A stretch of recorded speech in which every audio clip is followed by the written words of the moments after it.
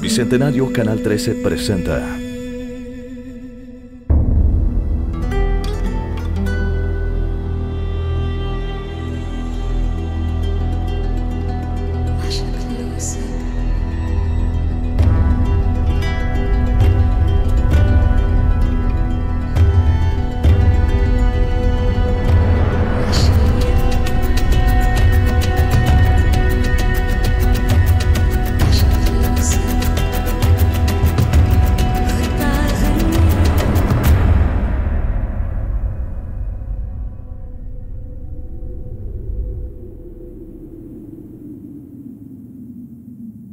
Héroes, las batallas. Chile, al igual que la mayoría del territorio de América del Sur, era colonia española desde la llegada de los conquistadores en el siglo XVI. Pero 270 años más tarde, eso cambió. La independencia de Estados Unidos, seguida por los sucesos de la Revolución Francesa y el auge y caída de Napoleón, tuvo poderosos efectos en la sociedad americana, los que desencadenaron en la independencia de Chile. Un logro que solo pudo conseguirse por el único camino posible, el camino de las armas. En 1814, el desastre de Rancagua significó el fin del primer intento para lograr la libertad de Chile. La escasa preparación militar y los desacuerdos y desconfianzas entre los generales patriotas permitieron a los realistas reconquistar el país. Luego de este enorme fracaso, 3 de los principales caudillos patriotas tomaron rumbos diferentes. José Miguel Carrera se dirigió a los Estados Unidos a pedir ayuda para la Revolución chilena. Manuel Rodríguez, junto con otros hombres, se dedicó a organizar la resistencia a la corona realizando operaciones guerrilleras y de espionaje. Por su parte, Bernardo O'Higgins cruzó la cordillera hacia Mendoza y bajo las órdenes del general San Martín inició la organización de un ejército, el Ejército Libertador de los Andes, el que en definitiva libró las 3 batallas más importantes de la campaña de la Patria Nueva. El ejército de los Andes se organizó muy bien, era un ejército pequeño para las dimensiones europeas. Nosotros tenemos que pensar que el ejército que Napoleón lleva para la campaña de 1815, él lleva una fuerza entre 70 y 90.000 hombres. Aquí la batalla más grande fueron más o menos 10.000 hombres. La estructura que San Martín le da a su ejército está muy basada en lo que es la estructura napoleónica y el armamento va a ser más fácil de conseguir y el vestuario también, porque ya han terminado las guerras en Europa.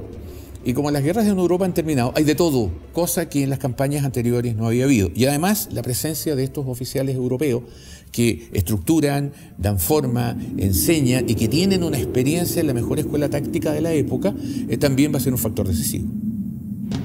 Para invadir Chile, San Martín dividió al ejército en 6 columnas y cada una cruzó en pasos diferentes pero coordinadas para cruzar al mismo tiempo. Por el norte, la columna del sargento mayor Francisco Zelada, quien con 200 hombres debía tomar Copiapó. El teniente coronel Juan Manuel Cabot intentaría llegar a La Serena con 250 hombres.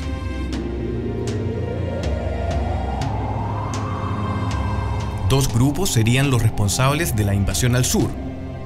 Una pequeña columna al mando del capitán José Lemus cruzó cerca de Santiago. El otro grupo llegaría hasta Talca.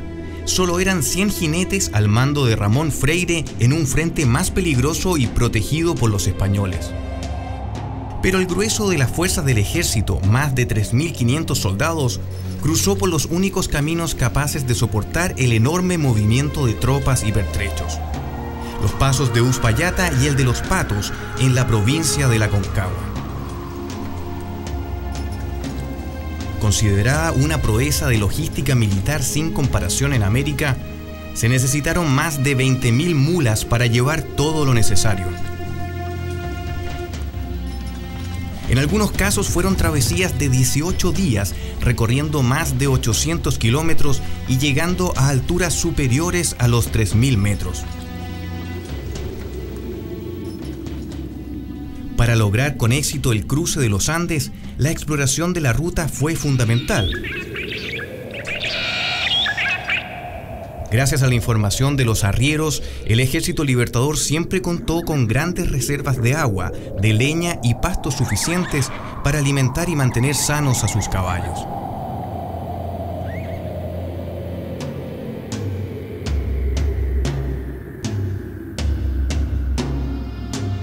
Cientos mineros fueron entrenados para reparar el camino, el cual fue en muchos sectores destruido por los realistas. Ellos sabían que en algún momento los patriotas vendrían, pero nunca con un ejército como este.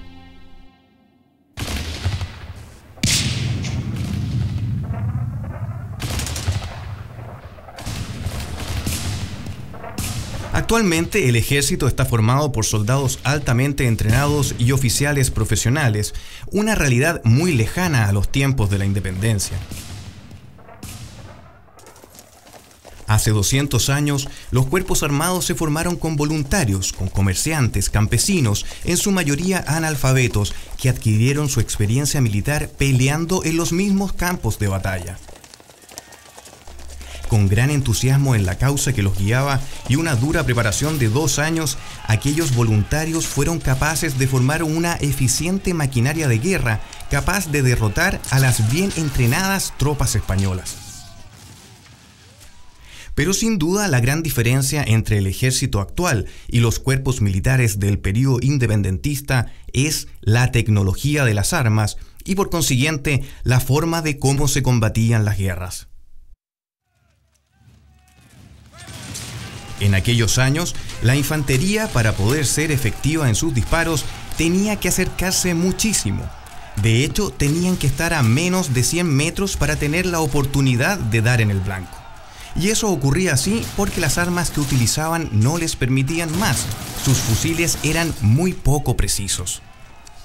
En esos años, a principios del siglo XIX, esta tecnología todavía era muy artesanal. Los fusiles recién se estaban produciendo en serie debido a las guerras napoleónicas, pero aún eran muy imprecisos. Eso se debía, entre otras cosas, a que el tubo del cañón de los rifles de esa época era liso, y ese detalle técnico es muy importante. Actualmente, todas las armas de fuego tienen el cañón rayado. El rayado de un cañón hace que la bala salga girando al ser disparada. Así, logra mayor precisión ya que con ese movimiento de giro sale más recta. En cambio, con un tubo liso, la bala luego de salir del cañón se desviaba y viajaba en cualquier dirección.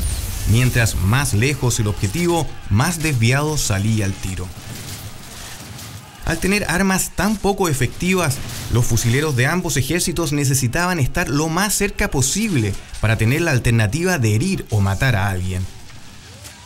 Por esa razón, también la infantería se formaba en filas cerradas para lograr una línea de fuego más eficiente. Darle a un blanco a más de 100 metros era extremadamente difícil. Estudios del ejército británico, uno de los más eficientes de esa época, indicaban que de cada 10 soldados bien entrenados, solo 5 le podían dar a un caballo a 90 metros. Además de su escasa precisión, estas armas eran muy difíciles de cargar.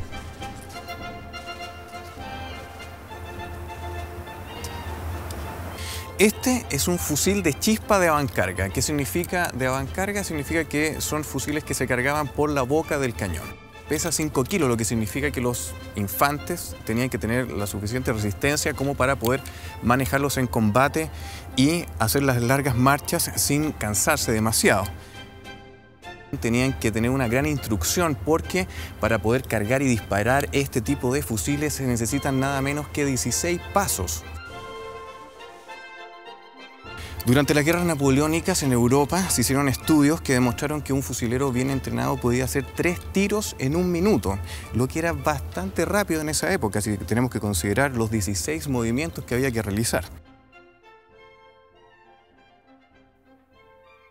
Para cargar la zona donde sale la chispa, se llenaba la cazoleta con pólvora, se tapaba con el rastrillo, el martillo se colocaba en posición de disparo, se jalaba el gatillo. El pedernal que estaba en el martillo golpeaba el rastrillo, lo abría y además producía la chispa en ese mismo momento. Eso hacía que la pólvora de la cazoleta se encendiera. Al encenderse, el fuego pasaba a través del oído al cañón y encendía la pólvora que estaba dentro del cañón, la que empujaba finalmente a la bala. Pero incluso la instrucción no aseguraba que las armas funcionaran bien.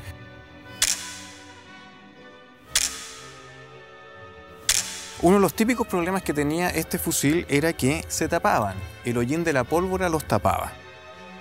Y eso generaba dificultades a la hora del combate por varias razones. Uno es que el soldado, mientras viera el fogonazo, pensaba que estaba disparando. Y de hecho no estaba disparando, o sea, no servía de nada. Lo otro es que al pensar que estaba disparando, él seguía recargando el fusil sin ningún problema y iba colocando 2, 3, 4 tiros juntos hasta que en algún momento, con algún fogonazo, el arma se destapaba y eso hacía explotar el fusil y obviamente ocasionarle heridas graves al fusilero o incluso matarlo. Solo la disciplina y la sangre fría podían crear un fuego de fusilería realmente efectivo, capaz de frenar un ataque por más poderoso que éste fuera.